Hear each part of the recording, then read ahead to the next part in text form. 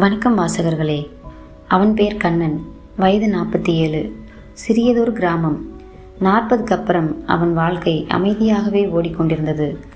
தோட்ட வேலைகள், காலையில் பத்திரிகை, இரவு ஒரு பக்கம் சின்ன நடை, அவ்வளவுதான் அவனுடைய உலகம்.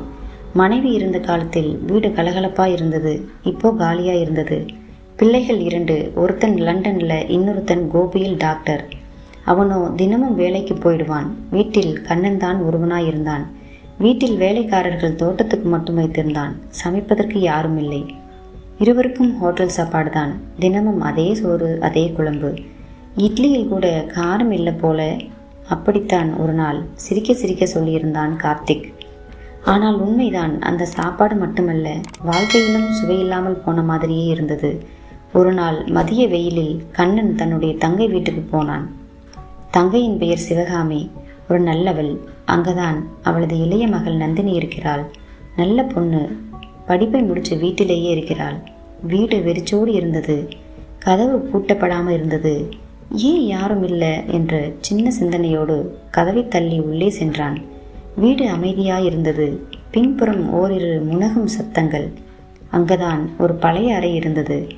ஒரே ஒரு ஜன்னல் இருந்த அந்த அறையில் கூரையிலிருந்து வெளிச்சம் விழுந்து கொண்டிருந்தது. அதற்குள் அவன் கண்ணுக்கு ஒரு காட்சி தெரிந்தது.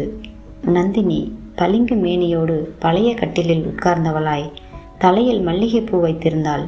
கையில் வெள்ளரி பிஞ்சும் வைத்திருந்தாள். அவளது சுவாசம் வேகமாக, அதே சமயம் ஆழமாயிருந்தது. கண்ணன் ஒரு நொடி அதிர்ச்சி அடைந்தான். தன்னை மறந்தான்.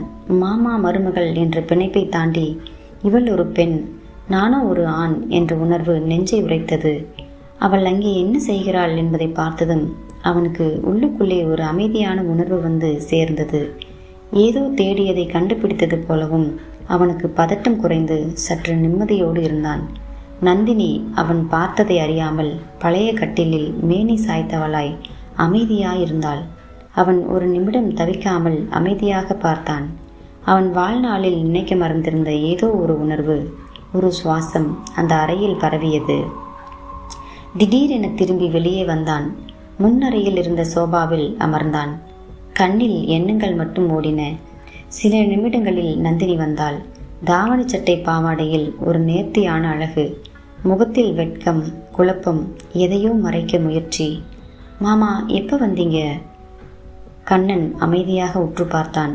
இப்பதான் வந்தேன். அப்பா அம்மா எங்க என்றான். வெளியில் போயிருக்காங்க என்று அவள் பதில் சொன்னாள். அவளும் தனிமை, அவனும் தனிமை. நந்தினி கைத்தட்டி பேச்சை மாற்றினாள். காப்பி வேணுமா மாமா என்றாள். அவன் சிரித்தான். ஒன்றும் வேணாம், கொஞ்ச நேரம் ஓய்வு எடுக்கணும். வெயிலில் வந்ததால தலை சுத்துது என்றான். தலையை சாய்த்து படுக்கையில் படுத்திருந்தான் கண்ணன். காலை 4 மணி. சத்தமில்லாத இருட்டு. வெளிவாசலில் உள்ள பாத்ரூமிலிருந்து ஒளி வந்தது. தண்ணீரோடு மெல்லிய சத்தம். மெல்ல எழுந்தான். தூக்கமா கனவா என்னவோ இன்னும் முழுசா விழிக்கவில்லை.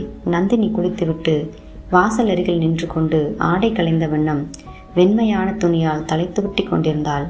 வெறும் தோள்கள், நீண்ட கழுத்து, மெழுகு பெட்டியால் பூசப்பட்ட மாதிரி ஒளிரும் தோல்.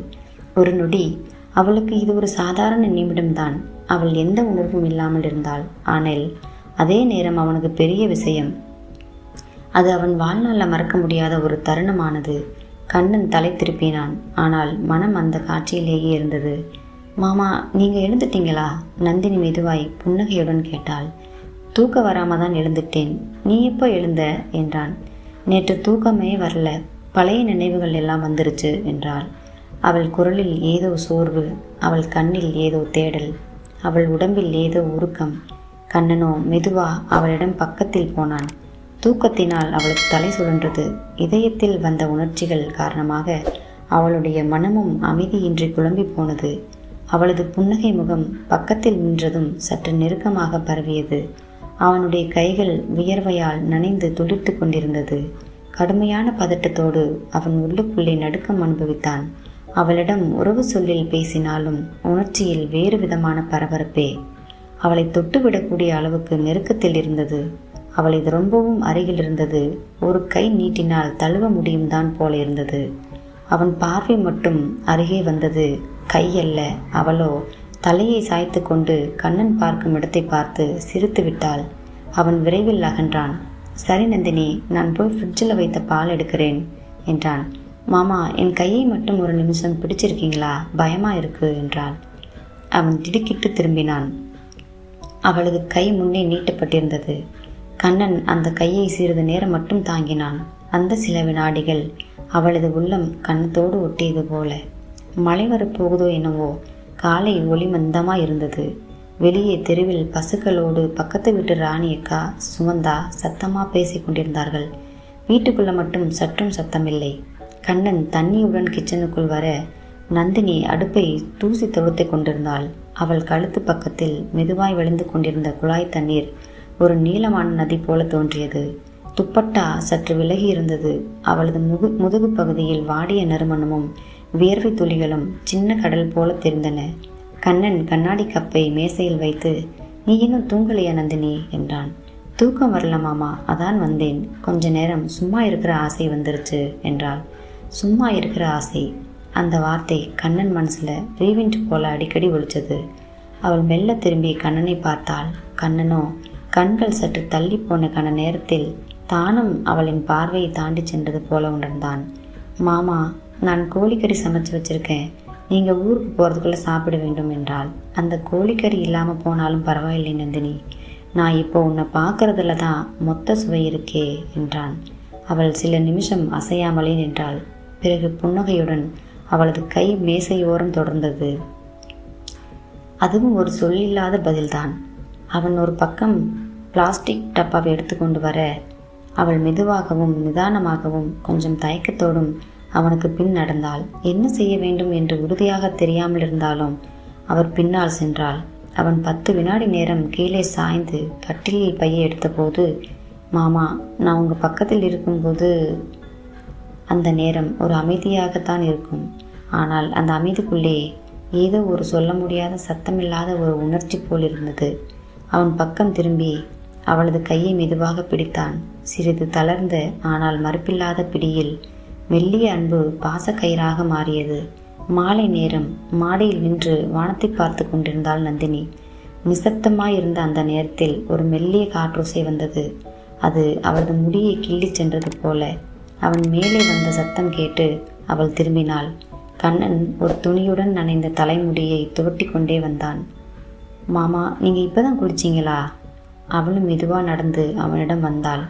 அவள் அவனது தோளில் கை வைத்த போது அவளது விரல்கள் ஒரு கணம் தங்கின. அதை அவனும் உணர்ந்தான், அவளும் உணர்ந்தாள். ஒரு நிமிடம் தள்ளி நின்றான் கண்ணன். நந்தினி, நீ எப்பவுமே இப்படிதான் இருக்கியா, இவ்வளவு அதிக பாசத்தோட என்றான்.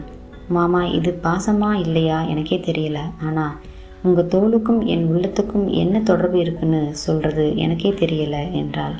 அவன் மெதுவாக அவளது கையை பிடித்தான். அவள் எதுவும் பேசவில்லை. அந்த நொடியே ஒரு துணிச்சலும் ஒரே நேரத்தில் ஒரு தயக்கமும் இருந்தது.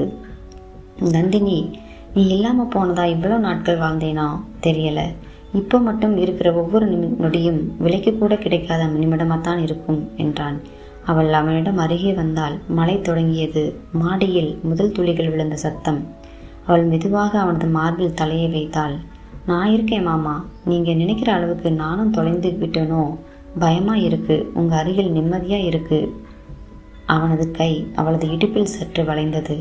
மெல்லிய ஒரு நடுக்கம், ஆனால் எதிர்ப்பில்லாத ஒரு நெருக்கம். மழை சற்று வேகமடைந்தது. நம்ம இருவரும் எதுவும் சொல்லாமலே ஏதோ சொல்லிக்கிட்டு இருக்கும் போல என்றாள். அந்த பயம்தான் மாமா. இந்த நிமிடம் பேசாமலே நம்ம மனசுக்குள்ளே ஏதோ நடக்குது, அதான் இல்லையா? அவள் முகத்தை தூக்கி பார்த்தான். அவன் கண்ணில் ஒரு பசி, ஒரு பாசம், ஒரு பதட்டம், ஒரு பழக்கத்துக்கு மீறிய மென்மை.